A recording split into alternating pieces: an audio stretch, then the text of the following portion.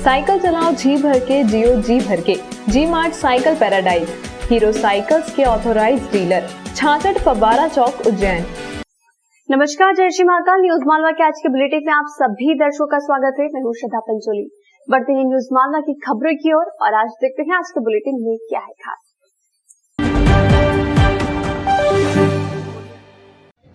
उज्जैन में लॉकडाउन खत्म होने के बाद ठगी का एक बड़ा मामला सामने आया है। आंजना समाज के एक दंपत्ति ने अपने ही समाज के सैकड़ों लोगों को निवेश के बदले रुपए दोगुने करने का झांसा देकर 60 करोड़ रुपए से अधिक की चपत लगा दी है। यह दंपत्ति फरार है। शहर के नानाखेड़ा थाने में ठगी का एक ऐसा मामला पहुंचा जिसमें एक तो नहीं बल्कि कई गांवों के लोग ठगी का शिकार हुए हैं। ठगी का यह मामला जब पुलिस के पास पहुंचा तो आंकड़े सुनकर पुलिस के अधिकारी भी हैरान रह गए। ठगी करने वाले दंपत्ति ने आंजना समाज के सैकड़ों लोगों को सोशल मीडिया के माध्यम से चेन के रूप में जोड़ा और कम समय में रुपये दुगने करने का लालच देकर समाज के लोगों को झांसे में ले लिया। इस मामले में पुलिस के पास फिलहाल अभी एक ही शिकायतकर्ता पहुंचा है, जिसके साथ 65 लाख रुपए की ठगी हुई है। शिकायतकर्ता ने पुलिस को जानकारी दी है कि दंपत्ति ने 60 करोड़ रुपए से ज़्यादा की चपत लगाई है और ये लोग फरार हो गए हैं। ठगी का शिकार हुए एक शख्स ने समाज के युवा संगठन की तरफ से ठग दंपत्ति की जानकारी देने वाले को 50 लाख रुपए का इनाम देने की भी घोषणा की है। ठगी किए जाने का आरोप मालनवासा गांव में रहने वाले आनंद पटेल और उसकी धर्मपत्नी कविता पर लगाया गया है। नानाखेड़ा पुलिस इस मामले में जुटी है। ये बसंत विहार निवासी मनीष आंजना ने शिकायत की है कि कोई आनंद भटोल नाम का व्यक्ति है जिसने लोगों से, आंजना समाज के कुछ व्यक्तियों से उनको बताया कि वो क्रेडिट का काम करता है और वो 1 लाख रुपए के हर हफ्ते 20,000 रुपए देगा, उससे लोगों को मुनाफा होगा।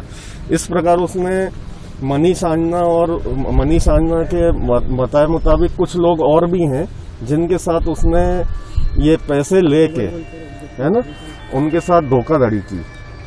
हमारे इसमें कोरोना की जब पहली लहर आई उसमें लोग बड़े आर्थिक रूप से बड़े कमज़ोर होने लगे थे और जैसे ही पहली लहर यानी 2020 का कोरोना ख़त्म हुआ और उसके बाद जब अपना व्यापार बाजार जब शुरू हुआ तो ये एक स्कीम लेकर आया आंजना समाज के लिए कि आप 1 लाख रुपए दो, मैं 1 लाख रुपए का 20,000 रुपये हफ्ता, और ये 20,000 रुपये हफ्ता अनलिमिटेड दूंगा, इसकी कोई रोक टोक नहीं है, अनलिमिटेड दूंगा बोले। तो पूरी आंजना समाज ने पहले तो धीरे धीरे स्तर पे देना चालू करा, फिर जब विश्वास जीता इसने तो लोगों ने फिर करोड़ों लाखों रुपए से देना चालू करा, क्योंकि आंजना समाज उज्जैन जिले में बड़ा संपन्न समाज है, इसलिए अपनी दोनों टाइम की फसलें 6-6 महीने की 2 फसलें देती है, गेहूं सोयाबीन के बेचकर इनको पैसा दिया और ये विश्वास जीतते आज ये 60 करोड़ की ठगी कर ये भाग चुका है।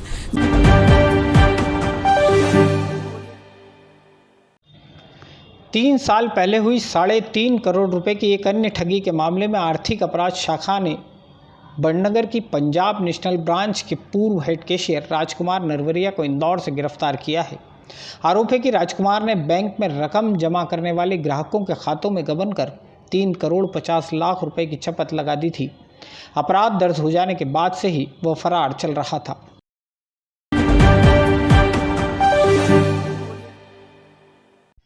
जिला अस्पताल में बने ब्लैक फंगस मरीजों के वार्ड में गुरुवार रात कुछ मरीजों की हालत एकाएक बिगड़ गई। मरीजों के परिजनों के मुताबिक फंगस ठीक करने के लिए दिए जा रहे इंजेक्शन की एलर्जी के कारण मरीजों में कपकपी आना और जी मचलाना जैसे लक्षण दिखाई दिए। हालांकि समय रहते स्थिति पर काबू पा लिया गया। गुरुवार रात ही 2 मरीजों को अस्पताल से रेफर भी करना पड़ा। मुख्य चिकित्सा एवं स्वास्थ्य अधिकारी डॉक्टर महावीर खंडेलवाल ऐसी किसी घटना से ही इनकार कर रहे हैं। डॉक्टर खंडेलवाल का कहना है कि मरीजों की तबीयत बिगड़ने वाली घटना भ्रामक प्रचार है। आप खुद ही सुनिए मरीज और उनके परिजन क्या कह रहे हैं और सीएमएचओ का इस बारे में क्या कहना है। सर, अभी जो इंजेक्शन लगाया ना, उसमें इंजेक्शन लगाने के 2 मिनट बाद ही पूरे शरीर में घबराहट और बेचैनी होने लगी, धक धक करने लगा, पूरा मतलब ऐसा हो रहा है उल्टी होगी या अभी बेहोश हो जाऊंगा। कितने टाइम से आप यहाँ पर पड़ते हैं? सर, मेरे को हो गए 12 दिन। अभी तक आपको इंजेक्शन रोज लग रहा है? सर, 4 बार लगे, सर 5वां इंजेक्शन है। तो 4 बार आपको समस्या हुई? नहीं हुई सर। यहाँ पर लगभग सभी पेशेंटों की तबीयत खराब हो गई। क्या कारण सामने आ रहा है, क्यों हुई अचानक? वो इंजेक्शन की कंपनी चेंज होने के कारण। ऐसा बता डॉक्टर रहे साहब से हैं। बात की होगी इस बारे में? नहीं, वहाँ पर हम गए थे, नर्स ने बोला है इसकी कंपनी चेंज है इसमें। कुछ इस तरह के भ्रामक प्रचार हो रहा है कि ब्लैक फंगस वार्ड में कल इंजेक्शन लगने से सभी मरीजों को रिएक्शन हुआ या किसी तरह की परेशानी हुई, पर मैं स्वयं अभी पूरा ब्लैक फंगस वार्ड का राउंड लेके आया हूँ। सभी मरीज अच्छे सुरक्षित हैं, किसी को कोई परेशानी नहीं हुई और सभी का उपचार चल रहा है। ये इस तरह का भ्रामक प्रचार का मैं खंडन करता हूँ।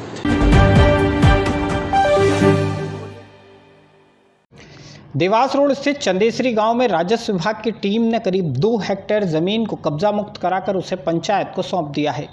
इस गांव में सरकारी जमीन पर गांव के आसपास ही रहने वाले 9 लोगों ने कब्जा कर रखा था।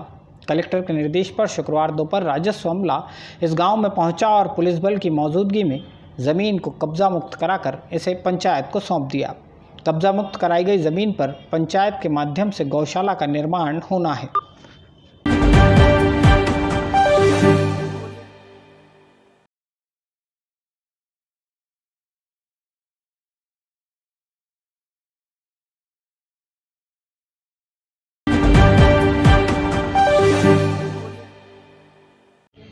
महाकालेश्वर मंदिर परिसर के नज़दीक बेगमबाग वाले हिस्से में 1.6 हेक्टेयर ज़मीन को मंदिर के उपयोग के लिए खाली कराने के लिए प्रशासन 7 करोड़ 50 लाख रुपए मुआवजा राशि बांटेगा।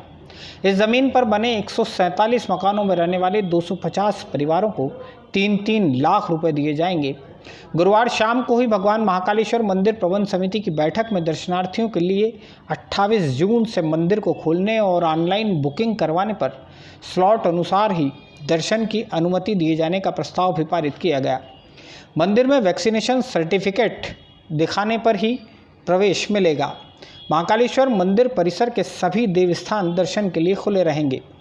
शीघ्र दर्शन के काउंटर भी खोले जाएंगे, लेकिन शीघ्र दर्शन करने वाले दर्शनार्थियों को भी वैक्सीनेशन सर्टिफिकेट या कोविड नेगेटिव जांच रिपोर्ट दिखानी होगी।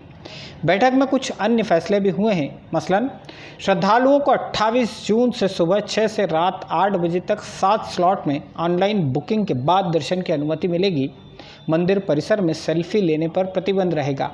गर्भगृह एवं नंदी हाल में श्रद्धालुओं का प्रवेश भी प्रतिबंधित किया जाएगा। भस्म आरती और शयन आरती में श्रद्धालुओं को प्रवेश नहीं मिल सकेगा। निःशुल्क अन्नक्षेत्र को आधी क्षमता के साथ चलाया जाएगा। इसके अलावा इस बार भी श्रावण महोत्सव स्थगित करने का निर्णय किया गया है।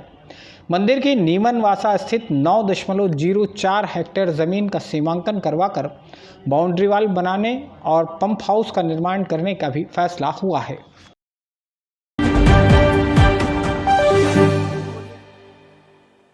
प्रधानमंत्री कार्यालय का सलाहकार बनकर एक शख्स अतिरिक्त पुलिस महानिदेशक से मिलने उनके कार्यालय पर पहुंच गया। इस शख्स के हाव भाव देखकर स्टाफ के लोगों को शंका हुई तो उसे वहीं बैठाकर माधवनगर पुलिस को मौके पर बुला लिया गया।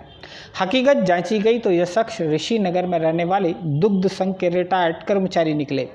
जैसे ही माधवनगर थाने से टीम उन्हें गिरफ्तार करने पहुंची, उनके हाथ पांव फूल गए। 65 साल के प्रमोद कुमार पिता विद्यानंद मेहता ने खुद को केंद्रीय सतर्कता आयोग का सदस्य और पीएमओ का सलाहकार बताया था। उनकी मंशा केवल इतनी थी कि फर्जी पद का सहारा लेकर जिले और संभागीय मुख्यालय में पदस्थ बड़े अधिकारियों से अपने मेलजोल बढ़ाएं और अपने काम निकलवाएं। एडीजी योगेश देशमुख से अपॉइंटमेंट फिक्स करने के लिए प्रमोद मेहता ने बाकायदा उन्हें एक फर्जी एड्रेस से ईमेल भेजा था। इस मेल को असली दर्शाने के लिए इसकी copy PMO, NSA, cabinet secretary को भी भेजी गई थी। माधवनगर टीआई मनीष लोधा के मुताबिक प्रमोद मेहता के खिलाफ पद प्रतिरूपण की कार्रवाई की गई है। प्रमोद मेहता के परिवार के सदस्यों ने पुलिस को बताया है कि उनका मानसिक स्वास्थ्य ठीक नहीं है।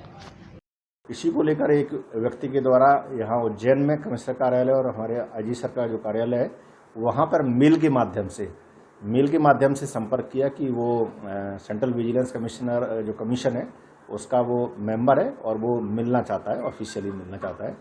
इसके आधार पर उसने अपना पहले मेल किया और जब वो व्यक्ति आया तो जब वहाँ पे जो लोग थे उनसे जब बातचीत हुई तो जो प्राइमा फेसी उसका जो बोलचाल थी, जो हाव थे, उससे थोड़ा कुछ संदेह उत्पन्न हुआ। चूँकि थोड़ा संदेह उत्पन्न हुआ तो उसकी सूचना कार्यालय से यहाँ थाना माधवनगर पुलिस को दी गई। माधवनगर थाने का टीआई और उनकी जो पूरी टीम है वो मौके पर पहुंचे और मौके पर पहुंच करके जब उससे पूछताछ की गई कि अपना जो नाम है, उसके बाद पहचान, कहाँ काम करते हैं, बहुत सारी जो एक पुलिसिंग के पॉइंट्स ऑफ व्यू से जब पूछताछ की गई तो थोड़ी देर में सारी चीज़ें स्पष्ट हो गई कि वो जो व्यक्ति था वो उसने अपने आप को प्रतिरूपण करते हुए, मतलब इम्पर्सोनेशन करते हुए, इसे एक सरकारी विभाग का आदमी बताते हुए अपनी शोहरत हासिल करने के लिए वरिष्ठ कार्यालय में संपर्क करने का प्रयास किया। इस पूरे उसमें जो व्यक्ति की पहचान कर ली गई है, ये उज्जैन ऋषिनगर के रहने वाला है, पहले गवर्नमेंट ऑफिस दुग्ध संघ वगैरह में नौकरी भी की है। पूरा अपराध है बेसिकली इसमें इम्पर्सोनेशन की धारा, एक पब्लिक सर्वेंट के रूप में इम्पर्सोनेशन की जो सेक्शंस होते हैं 170, 419 और 511 आईपीसी के तहत इसमें अपराध पंजीबद्ध किया गया है और इन्वेस्टिगेशन। न्यूज मालवा के आज के बुलेटिन में फिलहाल इतना ही। न्यूज मालवा को लाइक और शेयर करना ना भूलें, साथ ही अपने सुझाव को कमेंट बॉक्स में भी जरूर लिखें। आज के में फिलहाल इतना ही। न्यूज मालवा देखते रहिए और घर में रहिए और अपने स्वास्थ्य और अपने परिवार का खास ध्यान रखिए। जय श्री महाकाल। वाह, ताजगी का दूसरा नाम फेमस गोल्ड टी।